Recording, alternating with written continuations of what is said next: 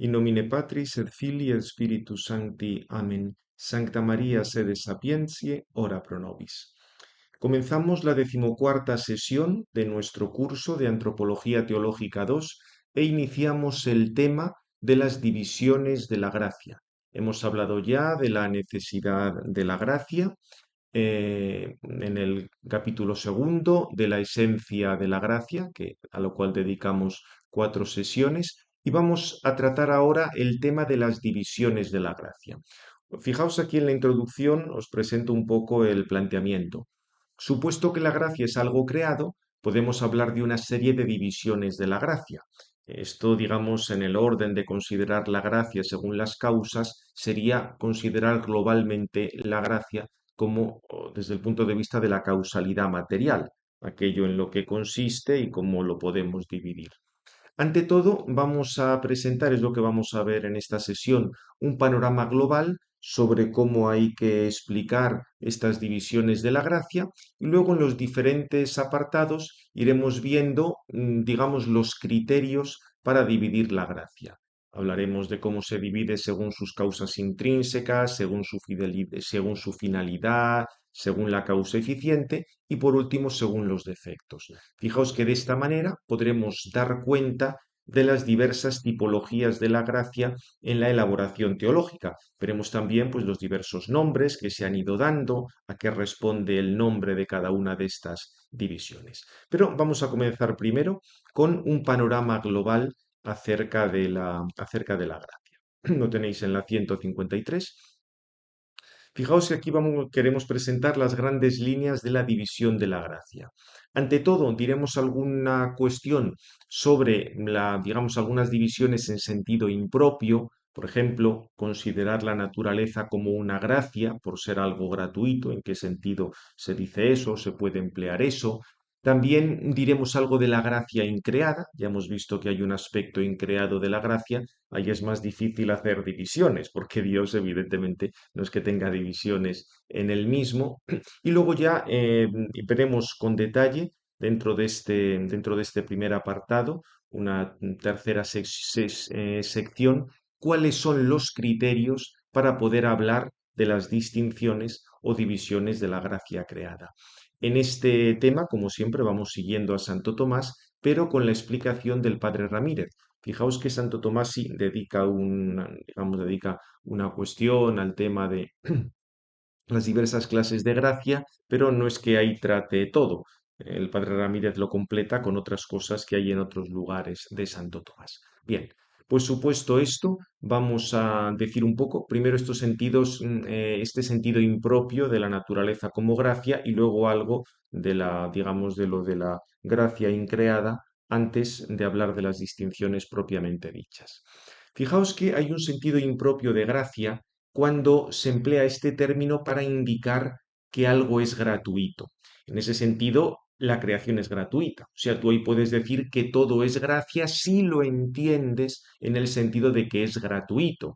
Lo que pasa es que esto tiende a liar un poco las cosas porque es distinta la gratuidad de la naturaleza que la gratuidad de la gracia santificante.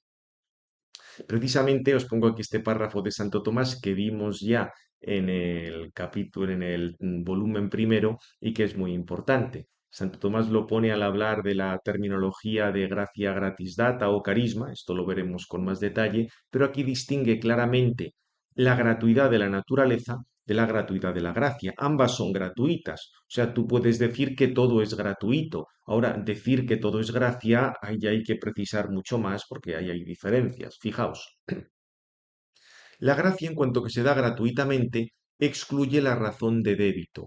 El débito puede ser doble. Uno procede del mérito y se refiere a la persona que hace las obras meritorias. Cita aquí a San Pablo. El otro débito procede de la condición de la naturaleza. Por ejemplo, decir que al hombre se debe la razón y las demás cosas que pertenecen a la naturaleza humana. En ninguno de estos dos casos se dice que Dios tenga débito porque Dios tenga obligaciones respecto a la criatura. Es decir, Dios no nos debe nada y en ese sentido cualquier cosa que nos da es gratuita. Dice, sino más bien en cuanto que la criatura debe someterse a Dios para que en ella se cumple el orden divino, el cual dicta que tal naturaleza tenga tales condiciones o propiedades, y que quien obra tales cosas consiga tales otras. Fijaos que esto primero se está refiriendo al débito de la naturaleza, supuesta una naturaleza tiene que haber tales condiciones o propiedades, y esto tiene que ver con el mérito. A quien hace tal cosa le corresponde otra. Dice, así pues, los dones naturales no tienen carácter de débito en el primer sentido, aunque sí en el segundo, pero los sobrenaturales carecen de él en ambos conceptos, por lo cual les corresponde especialmente el nombre de gracia. Es decir, los dones naturales no tienen débito en el primer sentido, en el sentido, como ha dicho aquí, al que el sentido del mérito. eh, a una obra le corresponde otra cosa. Evidentemente, los dones naturales nadie ha hecho nada para ser creado, con lo cual no hay un mérito, no merecemos ser creados. Pero en los dones naturales sí hay un débito en el segundo sentido. Supuesto que haya una naturaleza, se le deben tales propiedades. En cambio, los dones sobrenaturales carecen de él en ambos sentidos. El recibir la primera gracia es algo completamente gratuito. Luego sí, una vez que la hemos recibido, podremos merecer, pero recibir la primera gracia es completamente gratuito, y la gracia es completamente desproporcionada respecto a la naturaleza y carecen de débito en el segundo sentido, mientras que los dones naturales no carecen de débito en el segundo sentido. Repito, si el hombre cree, si Dios crea esta naturaleza, se le deben tales cosas. En cambio, si Dios crea una naturaleza intelectual, no se le debe la gracia. Por esto, Santo Tomás puede decir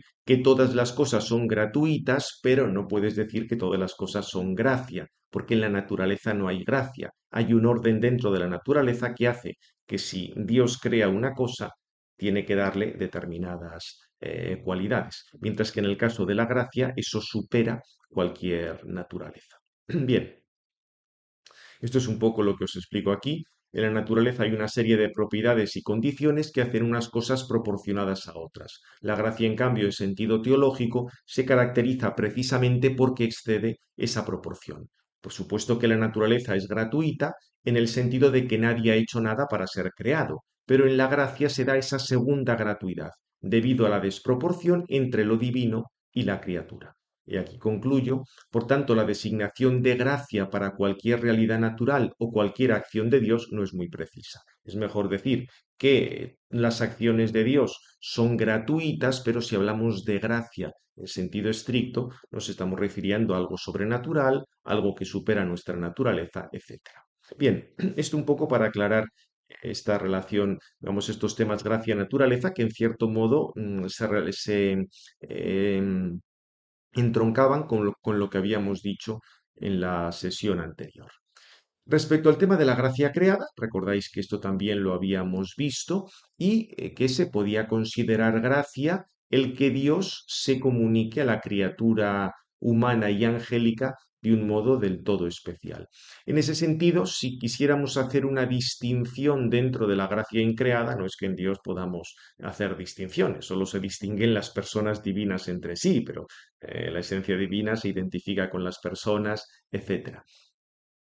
Lo que pasa es que podríamos considerar, diríamos, un aspecto activo y un aspecto pasivo. Un aspecto activo quiere decir el amor sobrenatural de Dios hacia nosotros. Recordad que los actos de Dios se identifican con su esencia, porque en Dios todo es uno, salvo la distinción de personas entre sí, y podríamos considerar este tema diríamos, de la gracia increada en un aspecto pasivo. Dios en cuanto que es dado, cuanto que la naturaleza creada recibe eso.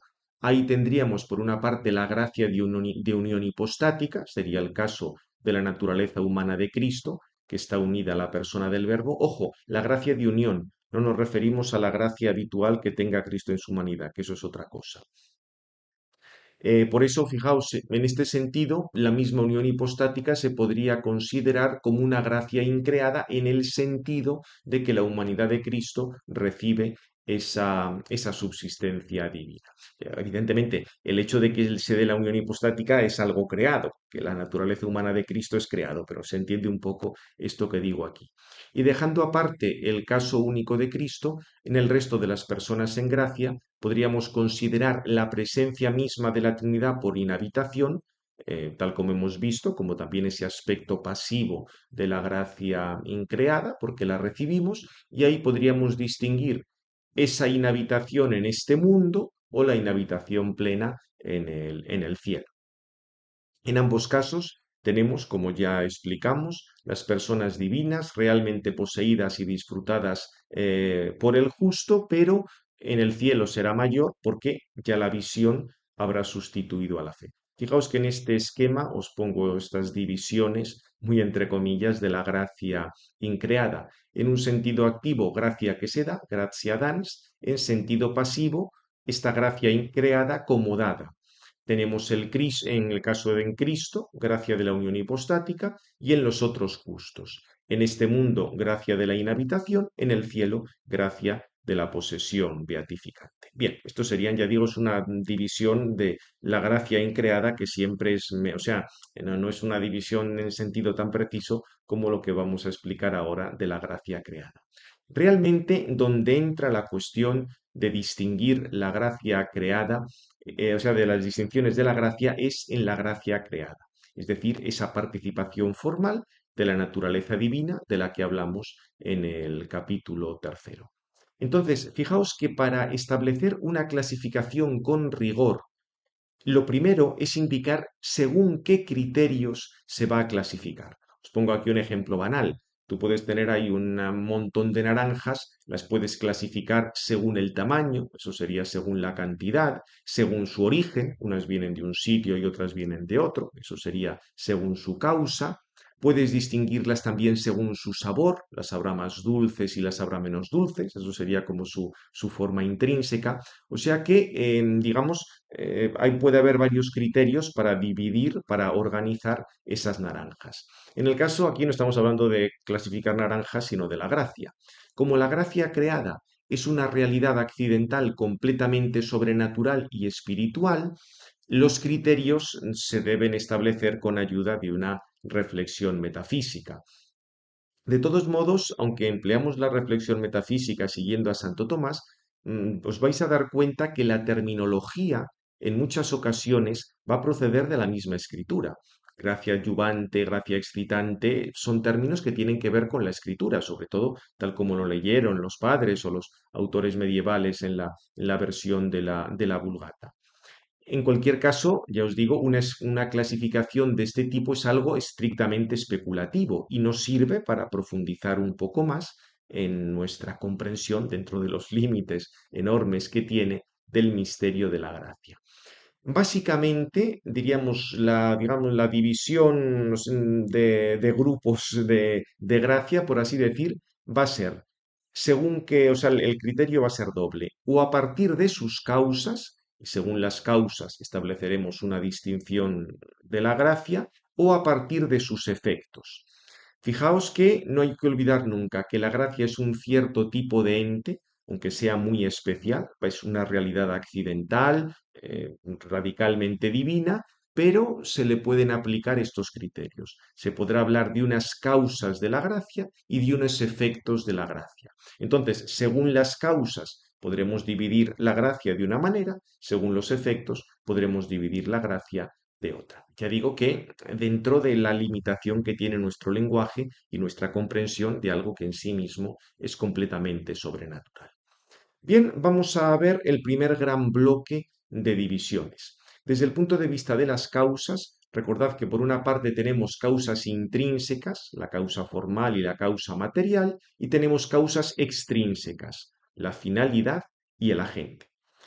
Vamos a hablar ante todo de las causas intrínsecas. Si nos referimos a la causa formal, aquí nos estamos refiriendo a la entidad, en qué consiste la gracia.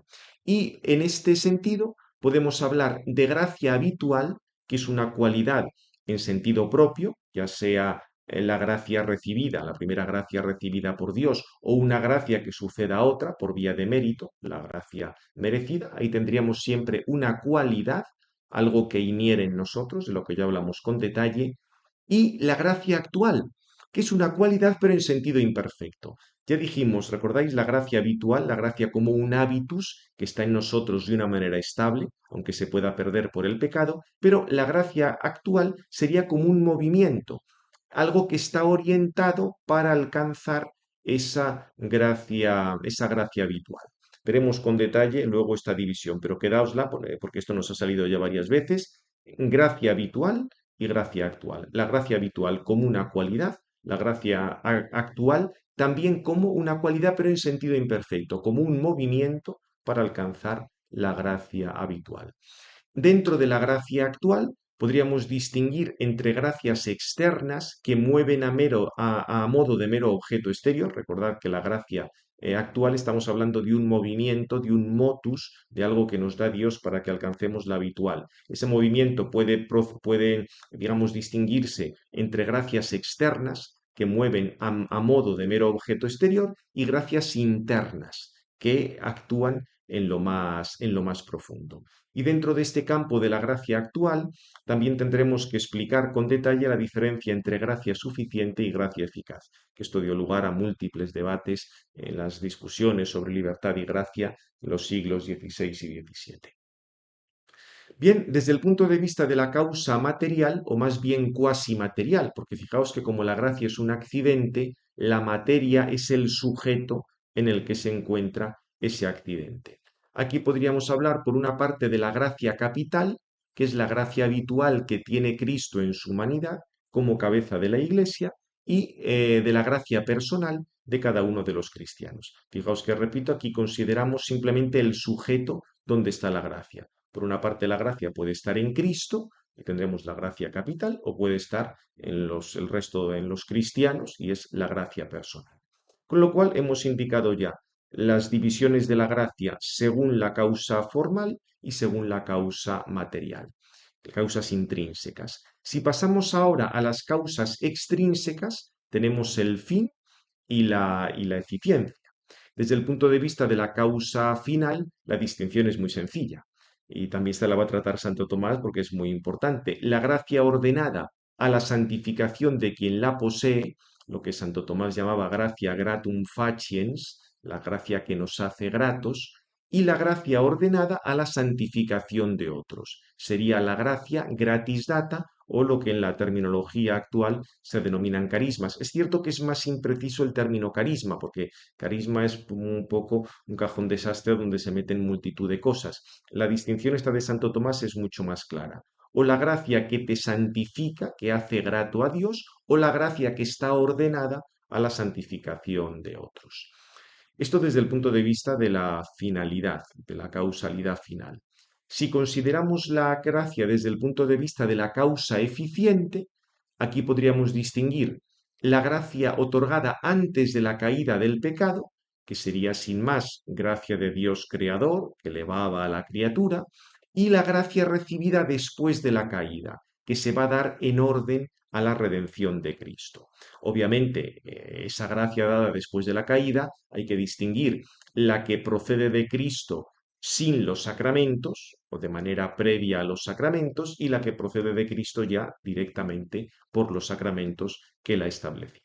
Fijaos que todo esto os lo pongo aquí en el esquema, según digamos, la causalidad, o sea, la causalidad formal o cuasi formal, porque estamos hablando de un accidente, es decir, según la entidad, tenemos gracia habitual como cualidad perfecta, sea la recibida en primer lugar sin méritos o la gracia merecida, por la gracia anterior, y la gracia actual, cualidad imperfecta o vital que mueve, o bien a modo de objeto y desde el exterior, gracia exterior, a modo de agente y sujeto desde el interior, gracia interior. Y ahí el tema de gracia suficiente, que da el poder perfecto y el actuar imperfecto, y gracia eficaz, que da el poder y el actuar perfecto. Esto lo veremos con detalle más adelante. Y desde el punto de vista del sujeto o aspecto cuasi material, la gracia habitual en Cristo y la gracia en los miembros. Desde el punto de vista de las causas extrínsecas, la causalidad final, la gracia que hace grato para la santificación personal y la gracia gratis data, orientada simplemente a la santificación de otros. Desde el punto de vista eficiente, la gracia de Dios creador antes de la caída sería gracia meramente levante, la gracia de Cristo del Redentor después de la caída. Es una gracia que ya no simplemente eleva, sino que sana, tiene también un carácter medicinal. Puede ser causada inmediatamente solo por Cristo, gracia simpliciter, de virtudes y dones o causada mediante los sacramentos. La gracia sacramental, ahí tendríais además una distinción entre los sacramentos de muertos, los que nos sirven para recuperar la gracia, como el bautismo o la penitencia, y lo que se llama la gracia sacramental secunda, los sacramentos de vivos que nos ayudan a desarrollar, a mantenernos en esa gracia, como la Eucaristía, otros sacramentos. Bien, este primer bloque, fijaos, hemos tenido en cuenta la división según las causas, pero también podríamos dividir la gracia según los efectos. Es lo que vamos a plantear en este segundo bloque. Repito que esto solo es un panorama, ¿eh? Cada una de estas divisiones luego están explicadas, fijaos que lo tenéis aquí. Tenéis un apartado para causas intrínsecas, la causa final, la causa eficiente, los efectos, o sea que todo eso lo veremos luego con detalle, pero es muy importante tener este panorama para no perdernos en lo que digamos luego. Por tanto, el segundo bloque de la división se va a realizar según los efectos de la gracia. Fijaos que esto en parte nos ha salido antes, porque en la finalidad aparecía algún efecto. Una cosa es santificar al que recibe la gracia y otra cosa es ayudar a la santificación de otros. Pero de manera más directa podemos estudiar estos efectos ante todo de modo general, es decir, efectos que son comunes a los ángeles y a los hombres, y a los hombres tanto antes como después del pecado. En este bloque aquí podríamos decir que según el efecto de la causalidad, si la gracia causa el mero querer, tendríamos la gracia operante. Si no causa solo el mero querer, sino que además lleva a término la obra buena, tendríamos la gracia cooperante. Y luego, si atendemos a la sucesión de los diversos efectos de la gracia, o la sucesión de las diversas gracias, tendríamos la gracia preveniente, gracia concomitante y gracia subsecuente. Por otra parte, si nos centramos ya en la situación del hombre después del pecado, tendríamos la gracia excitante, en cuanto que llama al hombre a la conversión, es como llamar a la puerta, y la gracia adyuvante, en cuanto que le ayuda a responder a esa llamada de Dios para que salga del pecado. Con lo cual, fijaos, tendríamos esta división. Primero, si nos fijamos en los ángeles y hombres, en cualquier estado, o sea, antes, después del pecado, una cosa común, según el orden de causalidad, tendríamos la gracia operante, que da simplemente el querer, y la cooperante, que lleva a terreno. Y según el orden de la sucesión, una gracia preveniente, una gracia concomitante, una gracia subsecuente. Según los diversos aspectos, esto lo veremos, una gracia es previa a otra y da lugar a otra, o una es previa a la anterior. Esto ya digo, lo veremos con detalle. Si nos fijamos en el hombre tras el pecado, tenemos la gracia excitante, la que le llama en un primer momento a la conversión, y la adyuvante, la que le va ayudando a salir de ese estado de pecado y alcanzar la justificación, la vida eterna o lo que sea. Como os digo aquí, en las siguientes secciones iremos ya profundizando cada una de estas divisiones. Bien, pues vamos a la primera, según las causas intrínsecas. Aquí podemos desplegar esto. Aquí vamos a tener la distinción entre la gracia habitual y la gracia actual, que ya os he dicho, básicamente la primera se refiere a la cualidad estable, la segunda la gracia como movimiento, y dentro de la gracia actual tendremos interior y exterior, y ahí habrá que detenerse en la distinción gracia suficiente y eficaz. Y por último, según la causa material, en qué sujeto se encuentra la gracia. Gracia habitual de Cristo y gracia habitual de los cristianos. Vamos a reiterar la distinción esta de gracia habitual y gracia actual. Ya habíamos visto en el capítulo anterior que la gracia creada es un hábitus, o sea, una cualidad que poseemos de manera estable, aunque también la podemos perder. Pero también Santo Tomás habla de la gracia como un movimiento o gracia actual. De hecho, el Concilio de Trento, que en esto seguía la tradición anterior, habla de que Dios mueve al alma para conocer o querer algo sobrenatural, ya sea como una disposición o preparación para la justificación o como una ayuda para actuar de manera meritoria una vez justificada. O sea que, por tanto, el Concilio de Trento también emplea esta idea. O sea, tenéis la gracia como una justificación, como algo estable, pero también como una ayuda, como un movimiento que Dios hace al alma para alcanzar esa justificación o una vez que se tiene para merecer y aumentar esa justificación. O sea que ya digo, esta idea no es que esté solo en Santo Tomás, sino también aparece en Trento. Esta gracia actual, por tanto, es cierto movimiento. Y fijaos que el movimiento no es una de las categorías de Aristóteles, se encuentra en lo que se ha denominado pospredicamentos, algo posterior a los predicamentos, algo que tiene que ver casi con una combinación de predicamentos. Fijaos que el movimiento lo podemos entender desde el punto de vista del motor, y ahí sería el movimiento-acción. En ese sentido, la gracia se identificaría con el mismo Dios que es el que está actuando, pues que las acciones que Dios realiza no se distinguen de su esencia. Recordad que lo que se distingue de la esencia de Dios es el resultado de la acción, pero la acción en cuanto tal se identifica con el mismo Dios. Las acciones de Dios se identifican con la misma esencia divina.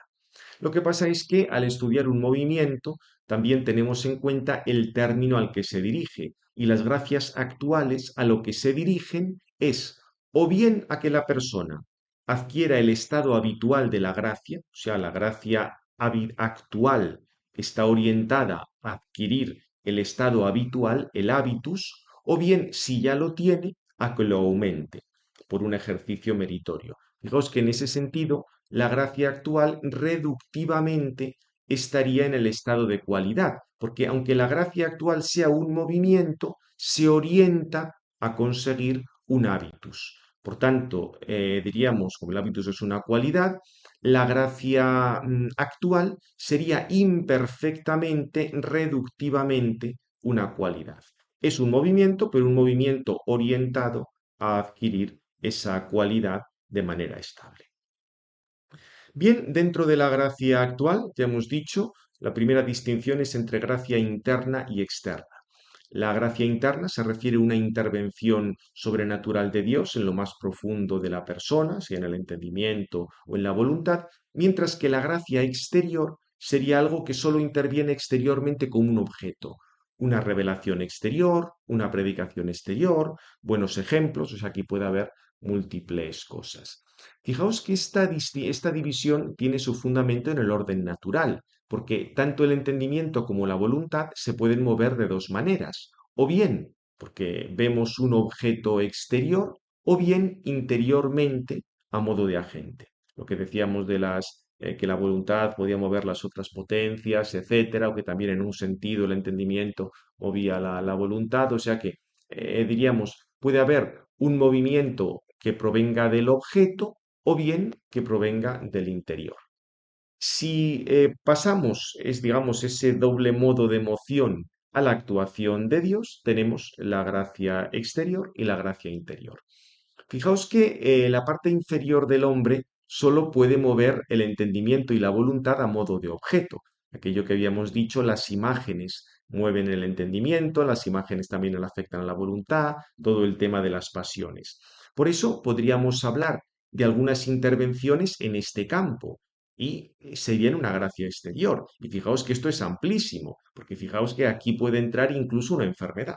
Una enfermedad que padece a alguien, pues le obliga a recapacitar o a convertirse. Eso se podría considerar una gracia exterior. Por supuesto que hará falta también la moción interior de la gracia, pero esa situación se podría considerar una gracia exterior. Por eso ya os digo que esta noción de gracia exterior es amplísima y de hecho hasta los pelagianos más radicales lo admitían, porque venían a decir que la misma ley que se había recibido de Moisés o de Cristo o los ejemplos son una gracia exterior. Para ellos, de hecho, la gracia solo era esa gracia exterior.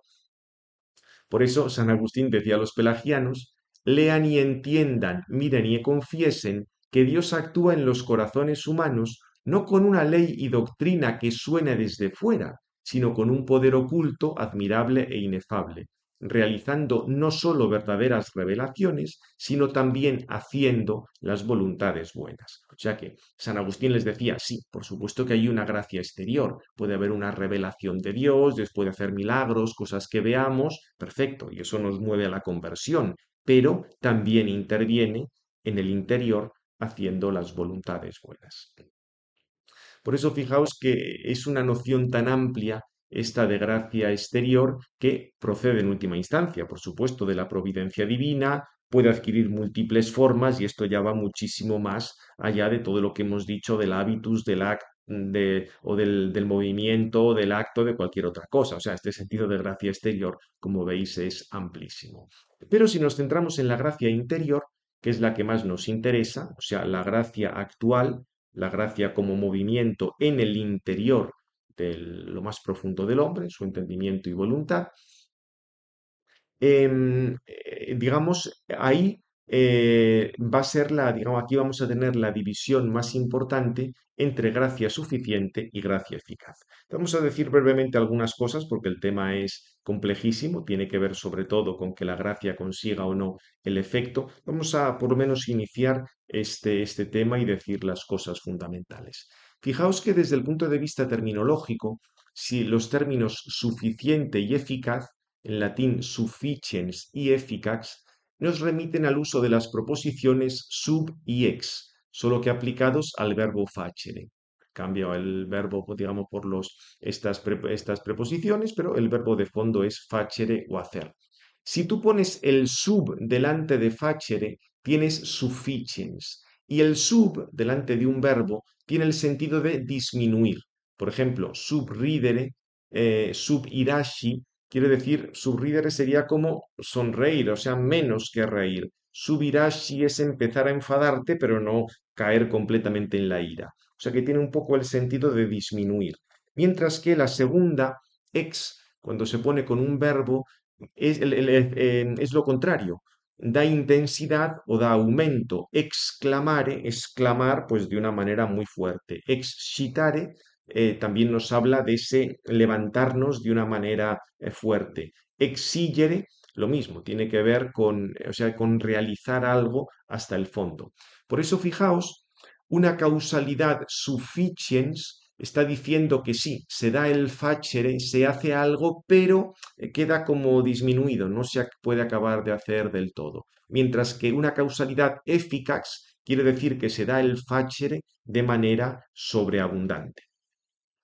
Por eso se puede pensar en algo suficiente cuando se empieza y no puede completarse el efecto. Desde luego, sí, será un facere, o sea, no es que no se pueda hacer nada, se puede hacer, pero el efecto no se va a completar. Mientras que algo eficaz realiza completa y sobreabundantemente ese efecto, lo lleva a la consumación. Fijaos que si la causa no pudiera realizar el efecto, entonces sería causa insufficiens o deficiens, no sufficiens. Sufficiens quiere decir que puede hacerlo, pero al final no lo acaba de realizar del todo. Insufficiens quiere decir que no puede hacerlo, o deficiens, que es deficiente, no puede hacerlo. Corregida aquí es insufficiens, falta la N. Bien, de esta manera tenemos ya el sentido básico de esta distinción de la gracia actual. La gracia meramente suficiente es adecuada para conseguir el efecto, pero de hecho no lo va a conseguir porque no se ha aplicado a la operación. Mientras que la gracia eficaz es adecuada para conseguir el efecto, se aplica y de hecho consigue ese efecto y de manera sobreabundante. Esta distinción de la gracia en suficiente y eficaz, el primero que la emplea es Enrique de Gante en el siglo XV, en el contexto de controversias entre católicos y husitas que anticiparon problemas de la gracia que luego volverían con Lutero. Lo que pasa es que esta distinción entre suficiente y eficaz en Santo Tomás la encontramos, por ejemplo, al hablar de la pasión de Cristo. Dice que la pasión de Cristo es suficiente para todos, pero eficiente solo acaba de actuar en los fieles. Dice, la justificación de Cristo pasa a la justificación de todos los hombres en cuanto a la suficiencia, aunque en cuanto a la eficiencia llega solo a los fieles. O comentando, Él es propiciación por nuestros pecados, para algunos eficazmente, efficaciter, pero para todos suficientemente, sufficienter, porque el precio de su sangre es suficiente para la salvación de todos, pero no tiene eficacia sino en los elegidos, debido al impedimento, pues los pecados que pone la gente, que no recibe a Cristo, etc. Con lo cual, como veis, en Santo Tomás no aparece esta distinción aplicada a la gracia, pero sí a temas parecidos. Y de todos modos, tiene, no solo en Santo Tomás, es que esto tiene un fundamento en la escritura. De hecho, hay toda una serie de textos en los que aparece la intervención de Dios a la que se opone la criatura, mientras que en otros textos se afirma que nada puede resistir a la voluntad de Dios. Por ejemplo, en los primeros, cuando se habla de Israel como viña del Señor, ¿qué más podría hacer yo por mi viña que no hubiera hecho? ¿Por qué cuando yo esperaba que diera uvas dio agrazones? O el mismo profeta, llamé y no respondisteis, hablé y no escuchasteis, etcétera. También otros textos en los que aparece ese ofrecimiento de Dios. En el Nuevo Testamento se habla también de la luz de Cristo que ilumina a todo hombre, pero es rechazada por muchos. O que Cristo ha querido congregar a los hijos de Jerusalén, pero ellos no quisieron. Fijaos quizá el pasaje más claro en el discurso de San Esteban de Hechos 7:55. Duros de cerviz y incircuncisos de corazón y de oídos, vosotros siempre resistís al Espíritu Santo, lo mismo que vuestros padres. Esto tiene que ver un poco con eso que de la voluntad salvífica universal que también comentaba antes Santo Tomás. La sangre de Cristo es suficiente para todos, pero va a ser eficaz solo en aquellos que están respondiendo. Pero tenemos otro segundo grupo de textos en los que se habla de una acción de Dios a la que de hecho se consiente. Sí, en principio se podría haber resistido, pero de hecho se consiente. Es una gracia eficacísima y firme a la vez que suave. Por eso se puede decir que nada puede resistir a la voluntad de Dios, que Dios lo que quiere lo hace, cuando te propone salvar a Israel no hay quien pueda volverse contra ti, o el corazón del rey es una acequia que el Señor canaliza a donde Dios quiere, y en el Nuevo Testamento todavía con más claridad, cuando dice San Pablo, porque Dios es quien activa en vosotros el querer y el obrar para realizar su designio de amor, que Dios es el que nos atrae, y por eso nadie nos puede separar de su mano. Es cierto que esta eficacia no elimina en modo alguno la libertad. Existe la posibilidad de resistir, aunque por esa acción divina, de hecho, no se resiste. Fijaos que digamos, esta distinción entre de la gracia actual en suficiente y eficaz era negada por quienes negaban alguno de los dos miembros, sea el miembro de la eficacia o el de la mera suficiencia. Por ejemplo, los pelagianos negaban cualquier gracia, o sea, aunque no emplearan esta terminología, negaban cualquier gracia eficaz, solo se quedaban con la gracia exterior. Otros más moderados entre los pelagianos admitían una gracia interna, pero que no realizaba la operación salvadora. Acordaos aquello que decíamos del semipelagianismo. Tenía que comenzar la propia voluntad y luego ya vendría la gracia.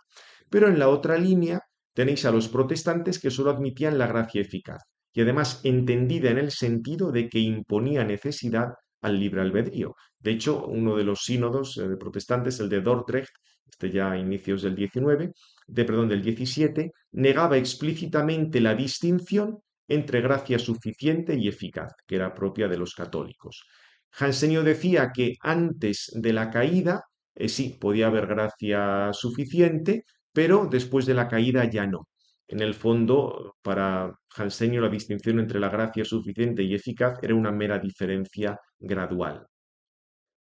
Claro, como Trento, que era previo a Jansen y había dicho que no se podía, que había condenado la frase que no se puede resistir a la gracia, Jansenio decía que sí, que hay una pequeña gracia, sería como un aire leve, pero que solo daría lugar a deseos superficiales, y a esa tú la podías resistir. Pero en realidad era una gracia insuficiente porque no servía para que el hombre se salvara.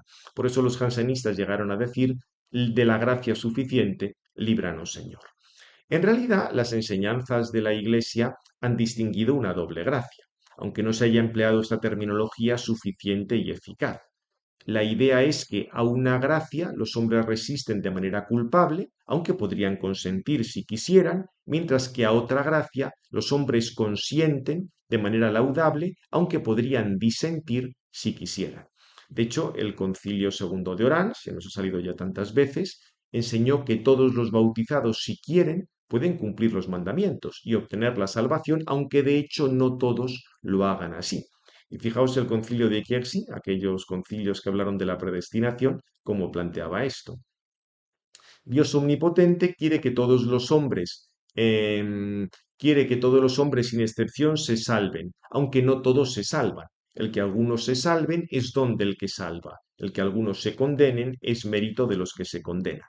Ya recordáis que en el Concilio de Valence había habido una terminología un poco distinta, pero la idea de fondo era la misma.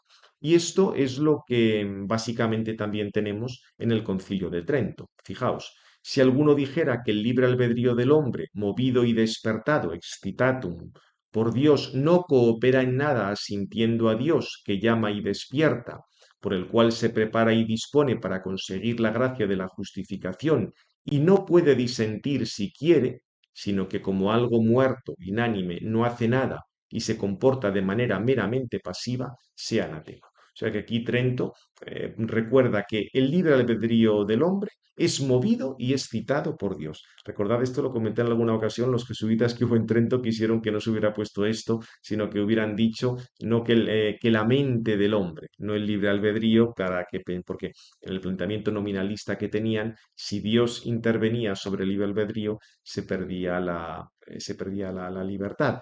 No, el concilio dijo que es el libre albedrío movido y excitado por la gracia, aunque existe, por supuesto, la posibilidad de disentir. Solo que ya veremos más adelante que si Dios interviene, esa posibilidad de disentir va a estar, pero de hecho el hombre va a consentir con la ayuda de la gracia.